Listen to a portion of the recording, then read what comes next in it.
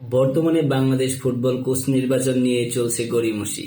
একের পর এক তালবাহানা।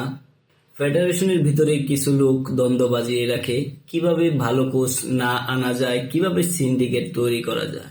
অপরদিকে বাংলাদেশের যে ফুটবলের দর্শক সমর্থকরা তারাই মূলত অ্যাগ্রেসিভ হয়ে আছে বর্তমানে, যে বাংলাদেশে ভালো কোচ নিয়ে আসা হোক।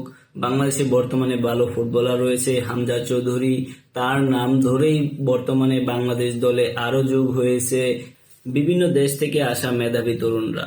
তাদের ফুটবল নৈপুণ্যের মাধ্যমে ইতোমধ্যে বাংলাদেশের দর্শকদের মন জয় করেছে এবং ভালো খেলা উপহার দিয়েছে। কিন্তু এদের জন্য অবশ্যই ভালো প্র্যাকটিস সেশন দরকার, ভালো কোচিং স্টাফ দরকার, ভালো ঊর্ধ্বতন কর্মকর্তা দরকার। কিন্তু বাংলাদেশের ফুটবল ফেডারেশনরা এই কোচ নিয়েই ঘড়িমসি করছে, কেননা সিন্ডিকেট তৈরি করতে পারলে তাদেরই লাভ, তাদের কথা মতোই তারা চলবে। অপরদিকে ব্রাজিল থেকে কোচ হতে চাওয়া রোজারিও মিকেল ইতোমধ্যে তার নিজের নাম সরিয়ে নিয়েছে, জাস্ট শুধুমাত্র এই বোর্ডের গড়িমসির জন্য। তিনি আর একটি ভিন্ন ক্লাবে যোগ দিয়েছেন।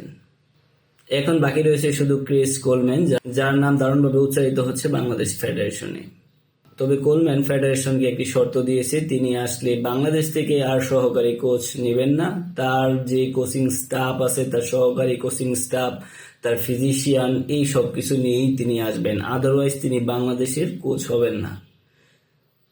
তাই তো এই সব কিছু মিলিয়ে এখন বাংলাদেশের ফেডারেশনের পার মান্থ খরচ হবে 50 থেকে 60,000 ডলার। বাংলাদেশ ফেডারেশন ইতিমধ্যে চাপের মুখে হলেও রাজি হয়েছে যে তারা খরচ করতে পারবে।